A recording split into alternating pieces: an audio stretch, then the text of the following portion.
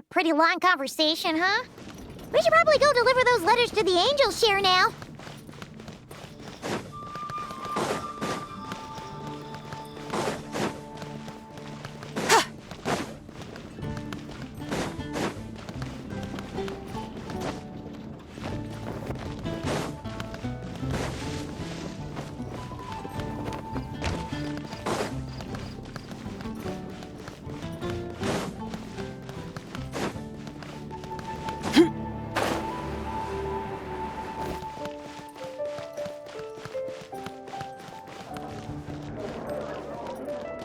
You got it, Tridon.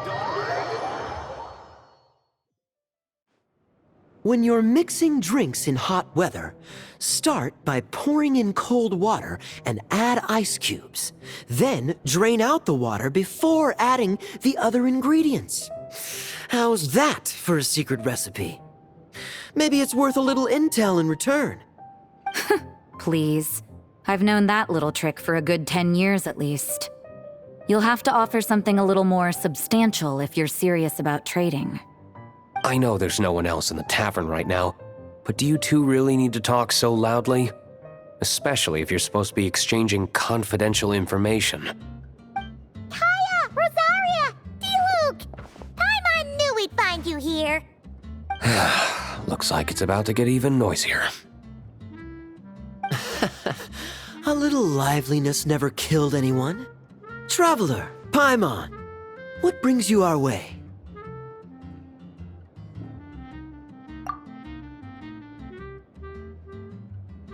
Please allow me to once again express my sincere condolences regarding your late father and the incident with Eric. We make absolutely no excuse for his crimes. I hope you will give some serious consideration to the question I asked you before I left, though I'm sure you're tired of hearing me ask by now. The Knights of Favonius will always welcome you. From the look on your face, I'm guessing the Grand Master is still refusing to drop it? He nags like an old man. It's hardly surprising. Huh? Drop what? What's this about? Nothing, really. Before leaving on the expedition, Varka came here to chat with me over a drink. I failed to avoid him. He, asked me if I'd consider rejoining the Knights of Favonius, and I declined. He expressed his regret about everything that happened, and asked me to reconsider. That's all there is to it. Yeah, right. Sounds like you skipped a lot of details. There's clearly more to it. Whatever details I chose to omit are in the past. Dragging them back up now serves no purpose. You say that now, but back then, you couldn't let it go. You and the Knights of Favonius were constantly at odds. I wasn't seeing the full picture. I've had a lot of time to reflect since then, but my answer remains unchanged.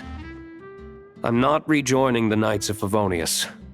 Both the Grandmaster and the acting Grandmaster are too upright and honorable. I can't see the shadows that lurk beneath them due to the size of the organization they lead. They need someone on the outside to keep watch vigilantly. If I had a Mora for every time I've heard you repeat that argument. I actually don't disagree with the first part of what you said, but don't you think someone can keep tabs on things from the inside? When you join an organization, you're bound by its rules, no matter how free it may seem on the surface. You think so? Never mind the Knights. Have you honestly ever been bound by the rules of the Church? Good question. Have you considered that maybe that's why I chose to join the Church and not the Knights to begin with? Are they arguing or not? It's kind of hard to tell. Oh, kind of like the contingencies Jean was talking about. The more ways they have to protect their home, the better. Huh? Traveler?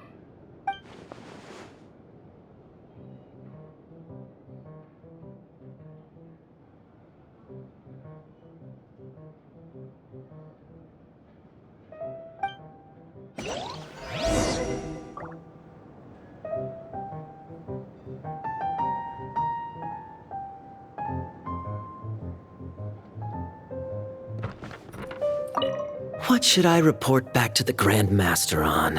Let me think. Public order inside the city, monster activity in the wild. Oh, and a review of the latest vintages. I think I'll leave it at that.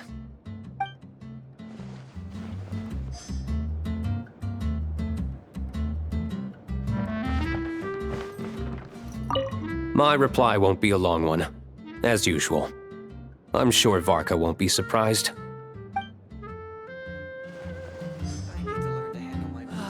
Even if you are a close friend. Come, my friend. Wine and adventure.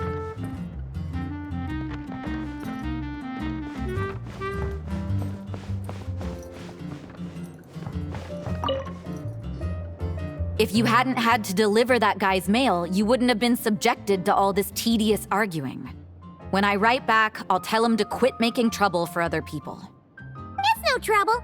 Lowen did most of the work. We just volunteered to do the last leg of the journey. Mostly so we could come say hello.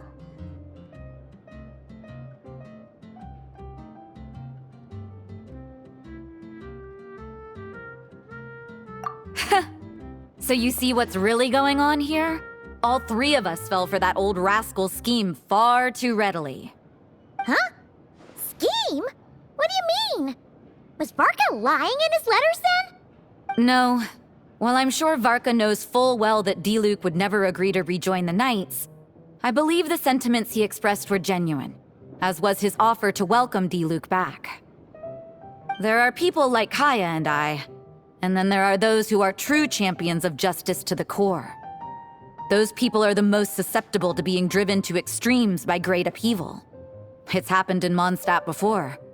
Not only that, but it happened to a Knight of Boreas. That'll really hit home for Varka. And that's why his nagging is even more persistent than usual. Yeah. So no one's told you this before? The lineage of the Knights of Boreas had nearly been extinguished twice in history. The first was at its inception. The second was the case I was alluding to.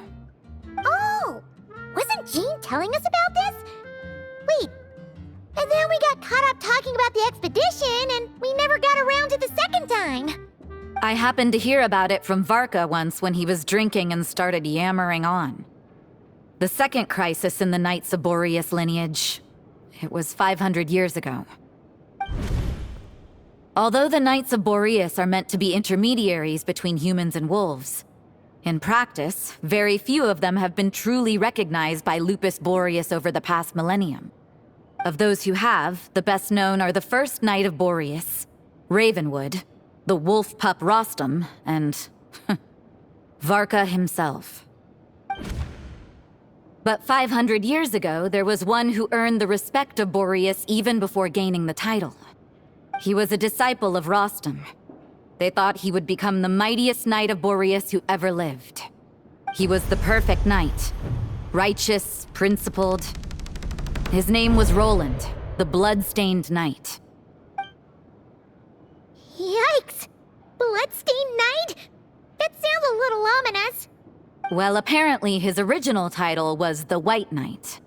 But he lost countless comrades during the Abyssal Calamity 500 years ago, including his tutor and mentor, Rostam. The endless bloodshed stained his sword and armor a crimson as deep as black, transforming the White Knight into the Blood-Stained Knight. After that, he threw himself completely into battling monsters, leaving Mondstadt and the Knights of Favonius behind. To this day, no one knows his final whereabouts. It's hard to say whether the loss of an important figure in his life is what drove him to the point of obsession, or whether he was already too far gone to save. But had he known that the Knights of Favonius would always welcome him back, perhaps things would have turned out differently. So if you want my opinion, the reason why Varka keeps asking Diluc to rejoin, despite knowing that he'll never say yes, is to let him know you're not alone.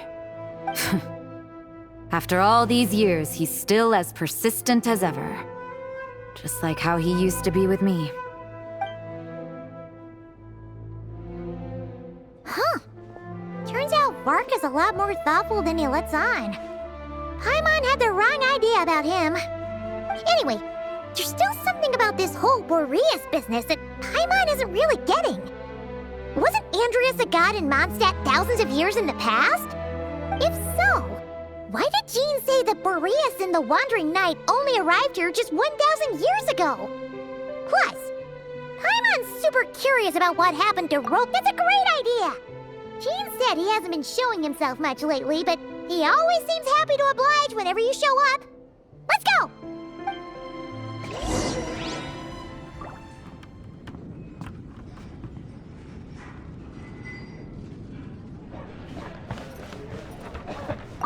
What should I report back to the Grand Master on? Let me think. Public order inside the city? Monster activity in the wild? Oh, and a review of the latest vintages. I think I'll leave it at that. Even if you are a close friend. My reply won't be a long one, as usual. I'm sure Varka won't be surprised. I need to learn to handle my booze better. Come, my friend. Why an adventure? Let me guess. You're heading to Wolvendom next? Say hi to Razor for me. Oh, but I'm not helping him write his response to Varka. He needs to learn to be independent.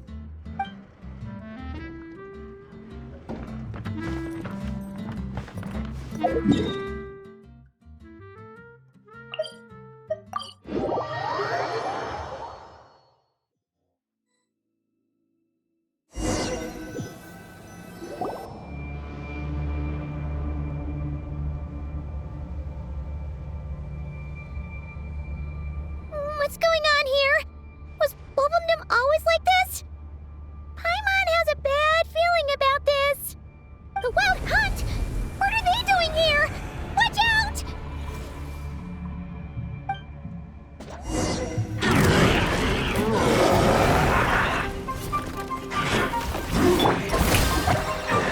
Be gone, Shadow of Darkness! You got this! A new moon rises. The sky's clear, the glazed moon shines! Without further ado... Foolish!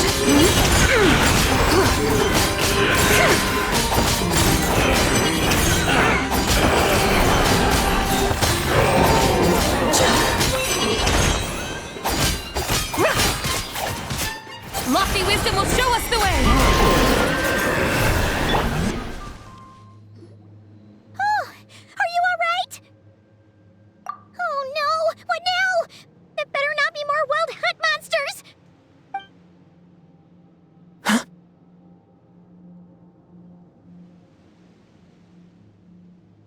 Phew.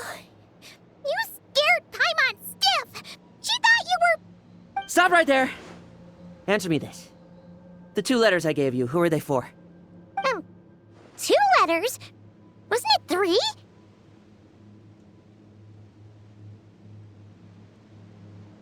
Okay. Well, Paimon's coolest naive expression doesn't appear to be an act. Hey! What are you trying to say? Wait, what are you trying to say, huh? Huh? Paimon passed a test? Really? Huh! She didn't even realize she was taking one! You may dispense with your suspicions. The Wolfpack has borne witness.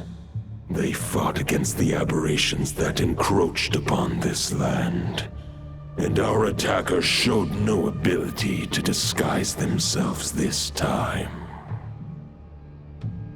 Ah, a familiar scent. Come. I will await you at the usual grounds. Well, if the boss of Wolvendom has vouched for you, I guess I should apologize for doubting you just now. Sure was. Fortunately, my experience in Nodcry didn't go to waste. Turns out the Wild Hunt all feel the same when you stab them. They didn't stand a chance.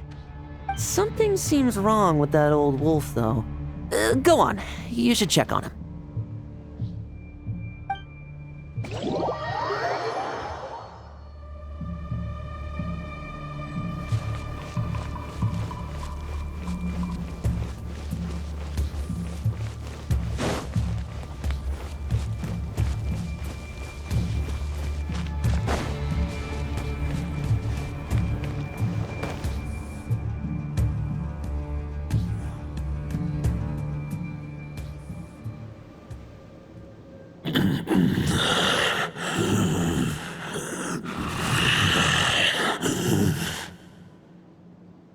Lupus Boreas, not injured. Why so weak? Am I not strong enough?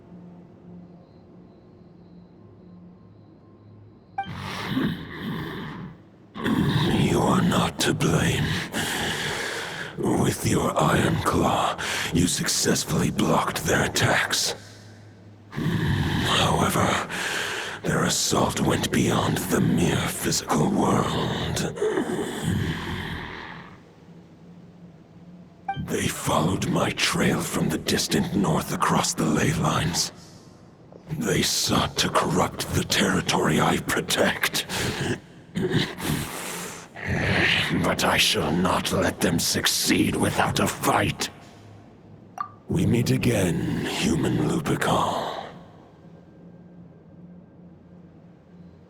So, are you saying that the wild hunt we just got attacked by came all the way from Nodcry to Mondstadt? How is that even possible? As you know, I stand before you as an incomplete being. I am but one remnant of the god Andreas' soul. The source of this turmoil. I can sense it. It lies in the north. It is the part of me that remains in Nodcry, from whence I came. Huh? Now Paimon's even more confused. How can you be in two places at once?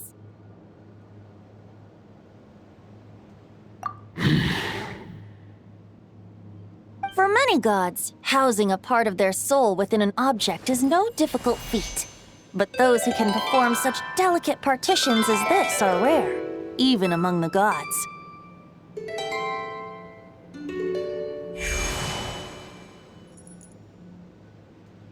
The Wolf King, Andreas, was particularly adept in this art.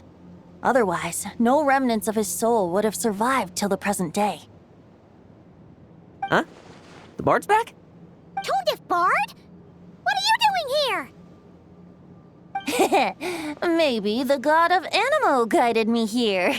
For it appears that someone is in need of a tale from the distant past. And our wolf friend doesn't seem too keen on recounting it himself. Who better than a bard to do the honors? Lord Boreas, do I have your blessing to share this story? As you wish. Lupus Boreas wandered the frozen tundra and stumbled into the Seelie Hall. Enchanted by their song, tender as the dawn starlight, and curious about the ways of humankind, the wolf bade farewell to his home and set off for the city to the south.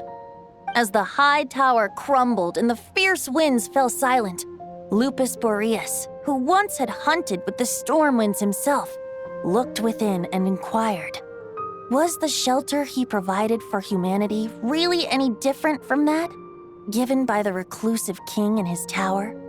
The wolf entrusted those under his protection to a new god and quietly returned to the frozen north. There, in a palace long since abandoned by its former master, the great wolf closed his eyes and slept. 500 bitter winters passed, then 500 equally frigid springs. He slumbered undisturbed until a night stumbled in from the cold, just as Lupus Boreas had once done at the Seelie Hall, and awoke him at long last. The night asked the wolf to join him on a journey south, to see once more the land that had all but faded from his memory. The gentle wolf, unwilling to refuse the human's earnest plea, split his soul into two halves and left his home once more. Seeing how the ice and snow had given way to verdant plains, hearing the laughter and song that now filled the once somber city, the aging Lupus Boreas turned to his friend, the god of Animo, and remarked, "So, this is the world the humans dreamed of." Though the night's journey was not yet over, the wolf chose to bid farewell to his companion here. He had written the end to his story. What knowledge he had been gifted flowed into the land. Everything he was, he gave unto the world. Well, that's how a bard would tell the tale. Lord Boreas, is there anything you'd like to add? There is no need for you to ask that question. So that's what happened. You returned to Mondstadt with that knight 1,000 years ago, and then, for the sake of the new Mondstadt, you... You need not feel remorse on my account. That was my answer, my decision. If anyone should feel regret, it is the part of me who remained in Notcry. I fear Andreas has not found peace in his heart even to this day. That is surely why those vile aberrations were able to exploit his weakness, sowing the seeds of all the turbulence that has ensued. But we followed Boreas' trail in Nodcry. We investigated and discovered no signs of instability. Andreas should still be slumbering by the lakeside. Perhaps all the recent turmoil in Notcry has had unforeseen consequences. And there's more. I detect another familiar scent from across the ley lines. A scent that reeks of blood. Oh, the White Knight who became the Bloodstained Knight? The mightiest knight of Boreas? But wasn't he from 500 years ago? You think he's immortal or something? I remember him as just a man. His lifespan should be no longer than any other of his kind. But before he severed his connection to Boreas, his final destination, it was the ancient kingdom of Conria, as you call it. Beyond that, I know not if he lived or died.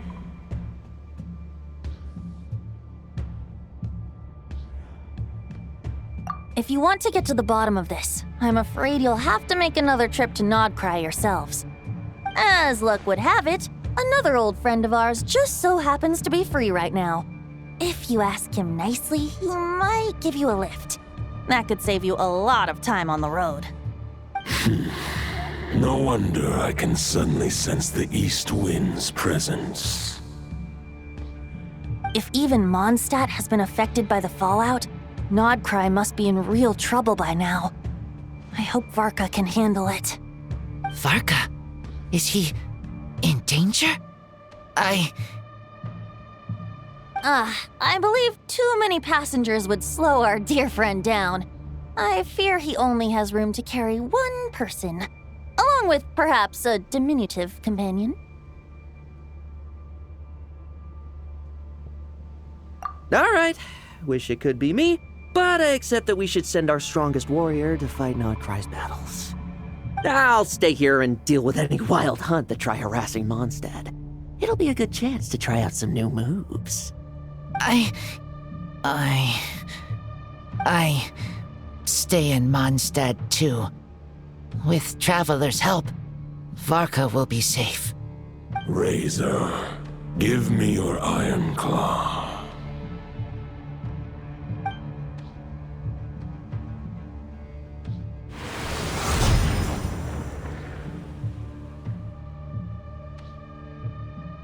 Golden-haired traveler, give this token to the current knight of Boreas. It is a wolf spirit.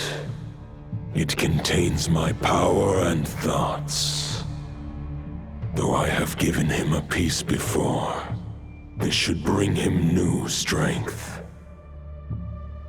The Dominator of Wolves once bestowed the power of his soul upon his pack, strengthening their hearts and sharpening their claws and fangs. But human hearts and flesh cannot bear the soul of a wolf directly. It would be akin to forcefully merging a human and a wolf into one being.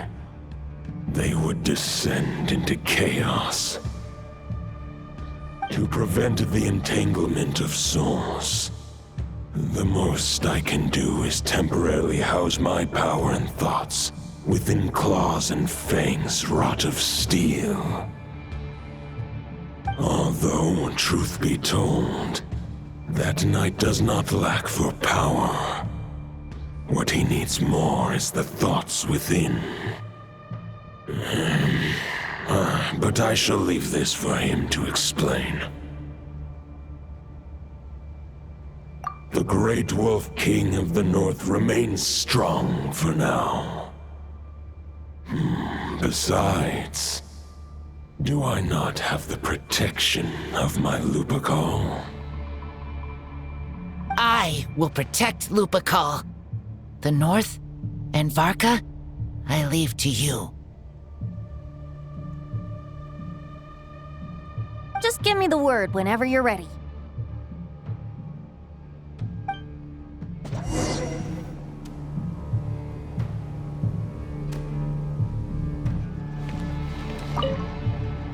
I can read Varka's letter. I will try my best to write a reply. A wolf's claws make poor instruments for writing human words. But that token will suffice to convey my thoughts.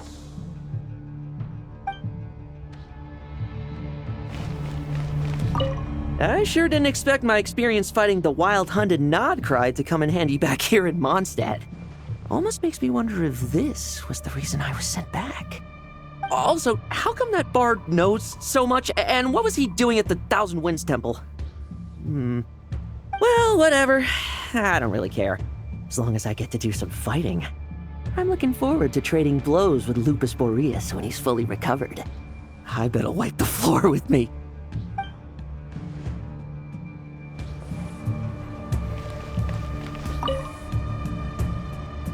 Any questions before you set off? Better ask now. You'll probably have to hit the ground running when you get to Nodcry.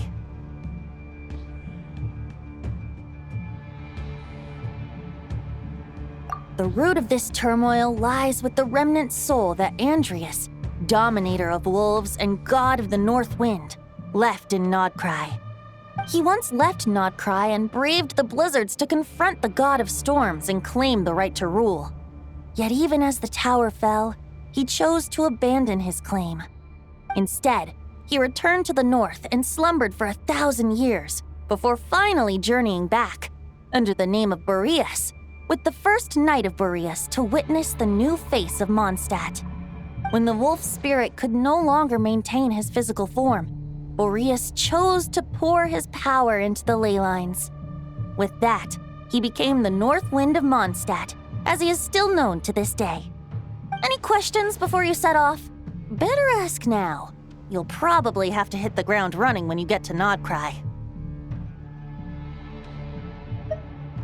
500 years ago, Roland seemed destined to become the mightiest knight of Boreas ever to have lived. But he was too pure of heart. He believed firmly in his own ideals of chivalry, vowing to eliminate all injustice from the world. But the world had never been perfect and pure, nor would it ever be. Neither his mentor, the wolf pup Rostam, nor the Grand Master, known as the Lion of Light, could persuade him to temper his obsession. But what was the scent that reeks of blood that Lupus Boreas sensed? And what is its connection to Conria and the Abyss? Perhaps you will uncover the truth in Nodcry. Any questions before you set off? Better ask now. You'll probably have to hit the ground running when you get to Nodcry. The soul of a wolf is as unyielding as ice, and Andreas is a master of molding and shaping it. His people once drew great strength and wisdom from the wolf spirit. But human hearts and flesh cannot contain the soul of a god. Attempting to place the wolf spirit in a human vessel would slowly devour their sense of self, even if Lupus Boreas did not intend for that to happen. That's why Lupus Boreas developed the technique of imbuing weapons with his soul. It is his way of blessing his human Lupical with the wolf spirit's protection. In fact, there is an ancient song that tells this tale. A weapon once of common iron, now through friendship turned divine. Twixt man and wolf a bond was made, a power born within the blade. As much as he might claim not to accept humans, his actions sing a different tune. Oh, but keep that little observation between us, will you? Any questions before you set off? Better ask now. You'll probably have to hit the ground running when you get to Nodcry. All right, over to you, Dvalin!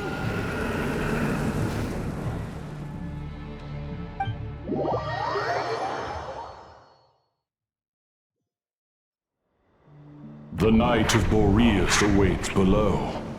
We must part ways here.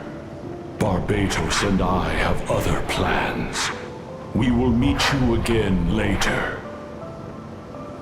All right. Hey, wait. How are we getting down?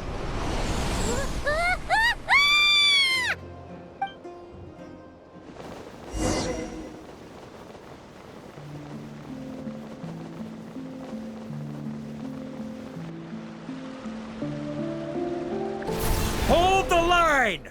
The enemy's on the brink of collapse! Grandmaster! It's...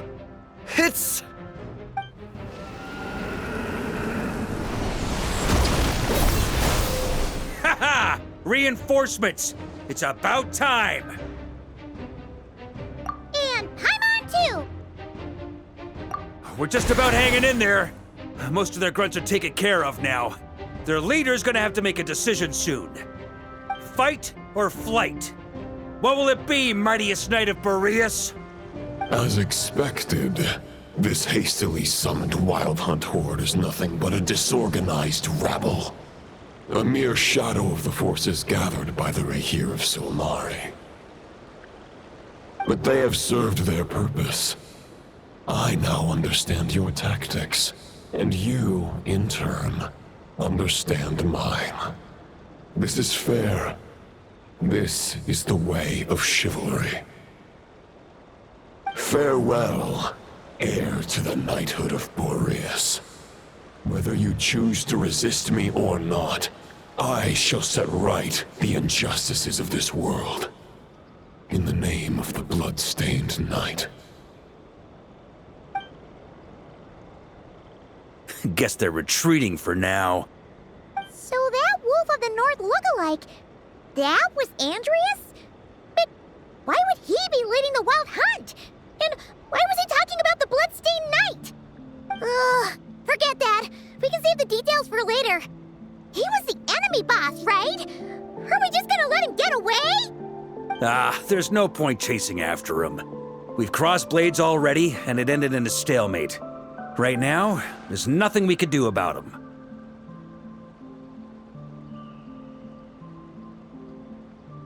True.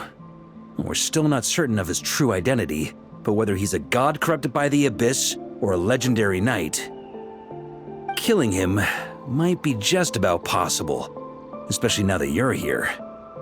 The difficult part is, we can't kill him right now. Huh? What do you mean? Is he immortal or something? No.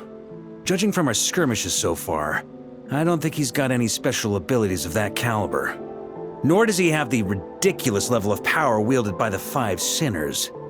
But, compared to Rerir, our current foe clearly has a better understanding of how to exploit Nodcry to his advantage, particularly when it comes to Andreas' remnant soul.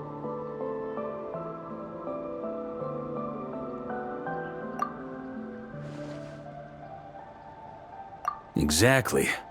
Sounds like you realize what the crux of the issue is. I managed to cut off a sample from our foe, which Albedo and Durin are analyzing as we speak. Meanwhile, our other allies should be making their way home from their own battles by now. Let's discuss this further when they're back. We still have some big challenges ahead before this expedition can finally be declared a victory.